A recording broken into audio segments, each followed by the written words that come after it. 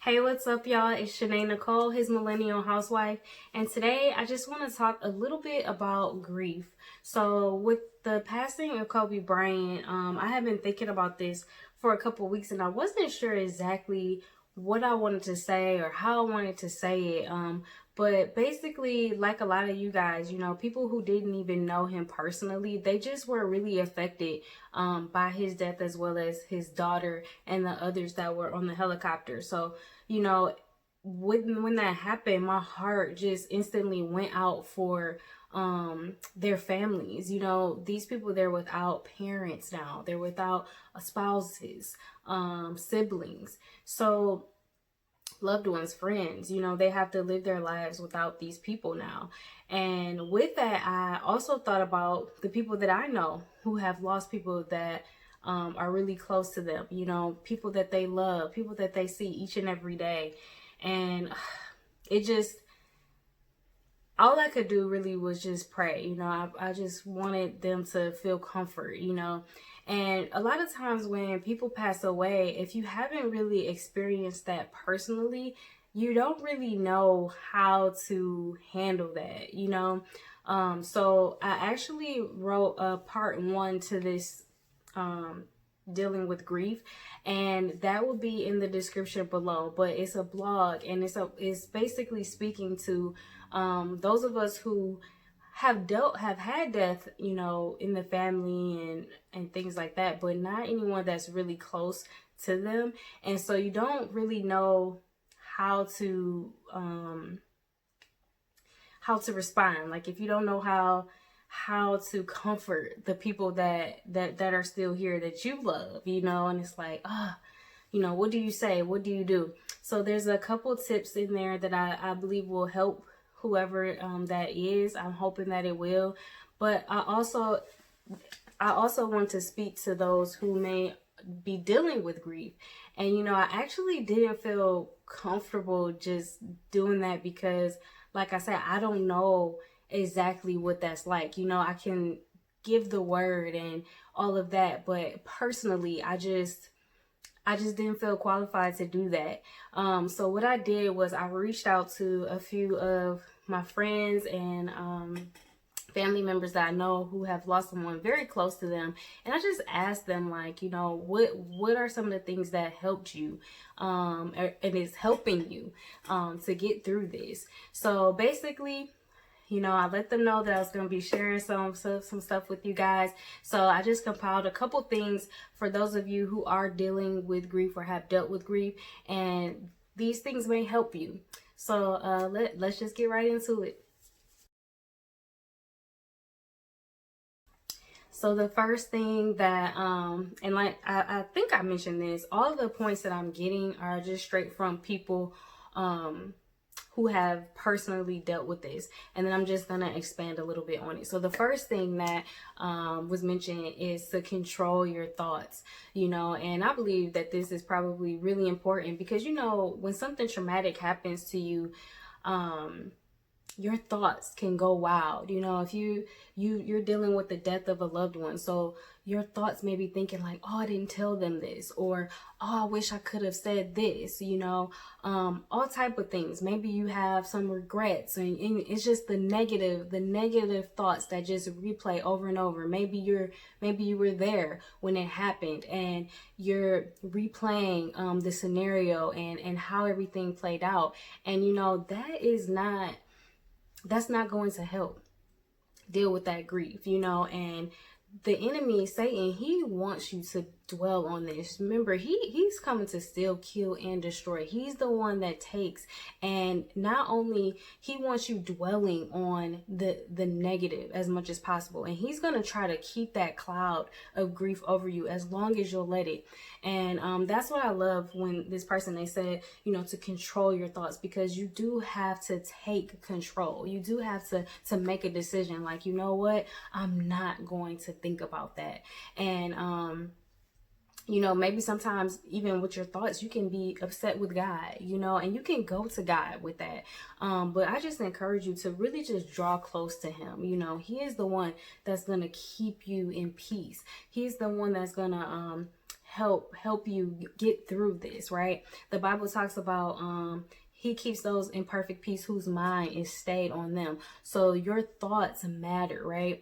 You have to bring your thoughts into captivity. So you have to check every thought, each thought that you know is not right, each thought that takes you down a road of negativity, or like I said, it's just bringing up all these emotions all over again. Check those thoughts and then say out loud, you know what? I'm not thinking about that. I'm choosing not to think about that. And instead say what you want to think about. Think about the good things. You know, the Bible talks about thinking on what's pure, what's lovely, what's good report, what's praiseworthy. So obviously you can't bring your loved one back, right? But you can think about the times that you had with them, the positive times. You can think about what you did say to them, right? You can think about things that made you laugh, right? Because that's one of the things that I actually enjoy, being around people when they have experienced death in their family. It's like thinking about the fun times. It just lifts, you know, a merry heart does good like a medicine. So if you can find a way to think on the positive things, you know, not saying that you're not gonna, this isn't gonna be a challenge, but to really just be proactive in that as you're going through the grieving process so that it can help you. So the second thing that was shared that can help you deal with grief is not to isolate yourself. And one of the people, she said that the hardest thing sometimes is being alone, because you know, like you're alone with those thoughts, right? You're alone with just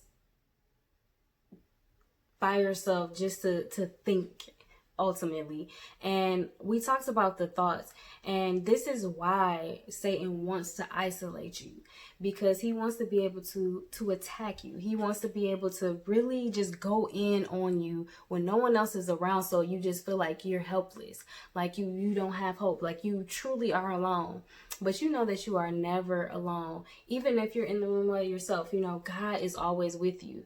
But this is why it's so important to surround yourself with those people that love you, that are still here.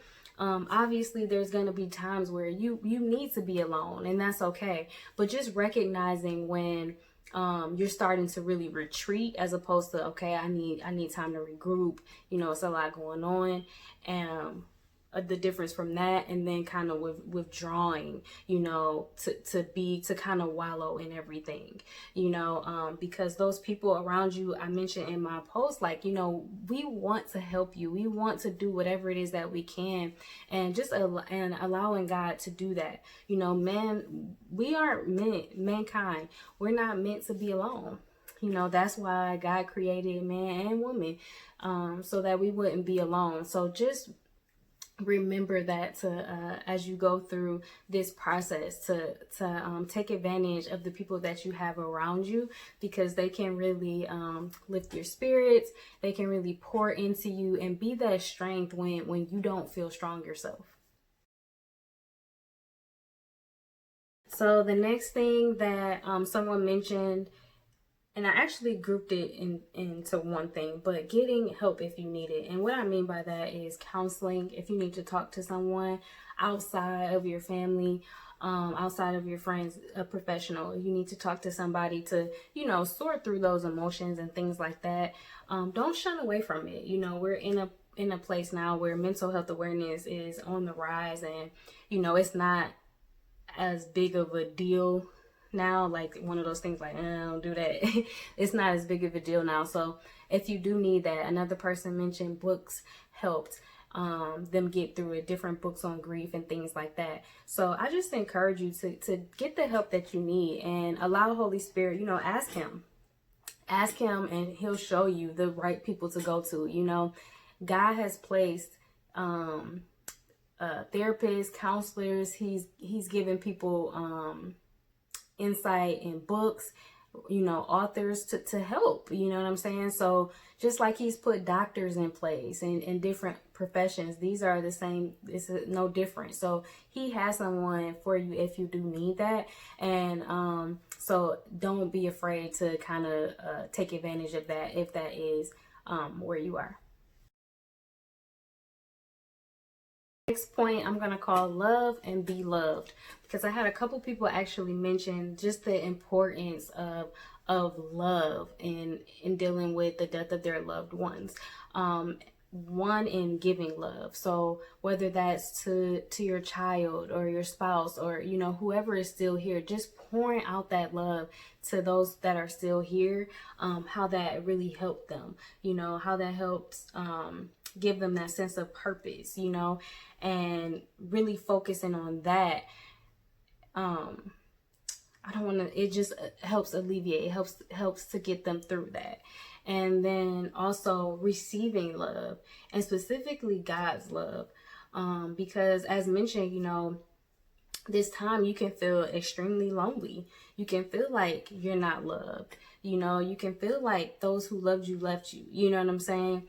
But specifically, this person, he said, just knowing and experiencing God's love for him personally, it helped fill the void that he had of his loved ones not being on earth anymore. And I just think that that's so powerful. And I never even really thought about that, like getting revelation of God's love for him.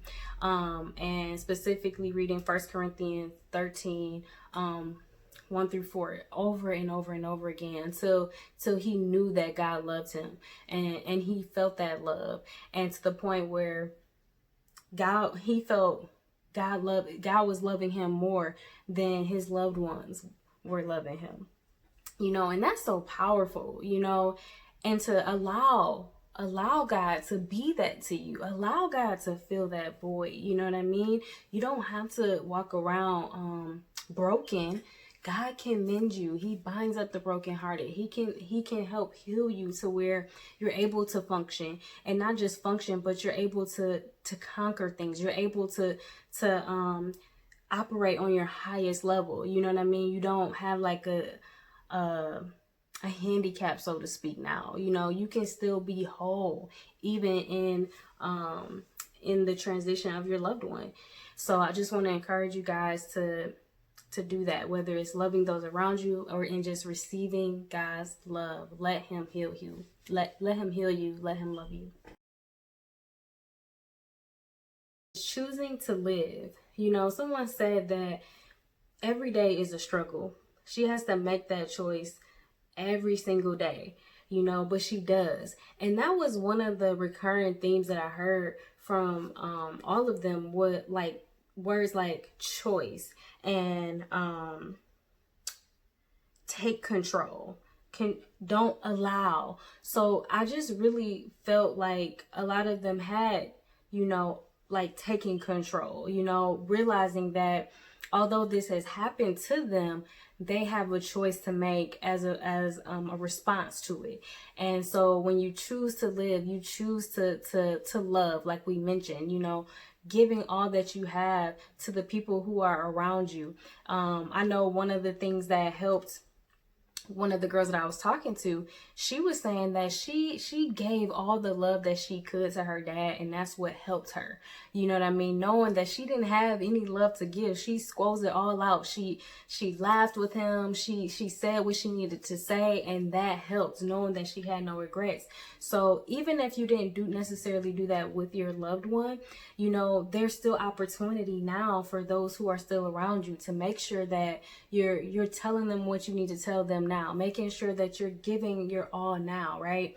With Kobe Bryant, a lot of people, they were saying how he impacted their lives and just made them want to be better, and we have that same opportunity. If we get in our lane, if we get connected with our purpose, then we can have that same impact on different people. It may not be the same number of people, but we can still have a tremendous impact on those who are around us if we make sure that we're living on purpose. So like I said, just making sure that that although this happened to you, you're not allowing that grief to overtake you. You know, there comes a time where you choose, like, okay, you know what, yes, this is hard, yes, I'm struggling with this, but I'm choosing to live each day. I'm just taking it day by day, you know. And before you know it, you know, you won't have any regrets in your life. And then when you go before God, you know, it'll be all good.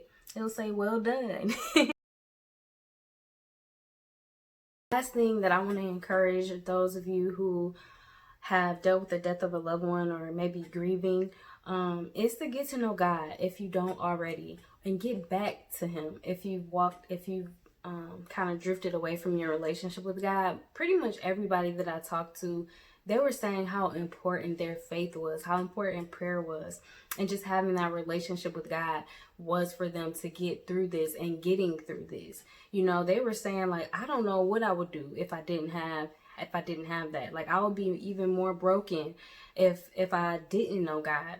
So I just want to encourage you to really really look at where you are with God and allow Him to be your comfort. Allow Him to be your peace. You know, allow Him to be your strength during this time. Sometimes, you know, we have questions when things, you know, don't go like we expect, you know, and obviously we don't have all of the answers, but we know that God is the answer, and He is not the problem, right? He's always going to be the one to wrap you up in His arms. He's always going to be the one telling you that He loves you and that you can do this, you know, that He can turn this and make it to where you can use it as a testimony, right? And that's not saying that you won't have bad days, right? You don't always have to be on, right? No, that's why you have those people around you to help build you up when you need it. That's why you have that word stirring on the inside of you to help you stay grounded in that foundation of who you are and who God says that you are when you feel like your mind is going tilt, when you feel like things aren't going right, and when you feel hurt, when you feel left, you know. God is always there. So I just want to encourage you to, like I said, get connected to God if you don't already. And if you know God and you've kind of let things slip and you kind of walked away, reconnect to that vine. You know, you can't afford, not during this time, you can't afford not to have that strength. You can't afford not to have peace. You know, you need to get to sleep. You have things that you need to do. You have people in your life that you need to raise up. You know, God has things for you to do, so you can't afford to stay in this grief. Yes, mourn, you know, have those memories and all that, but get to work. You have something to do. So I just hope that encourages you. I hope you just hear my heart. You know, my heart really just goes out to you guys who have experienced this, some type of death like this.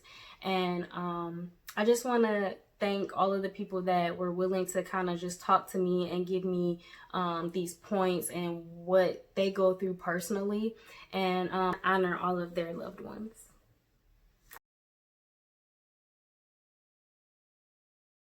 So that's it for today, guys.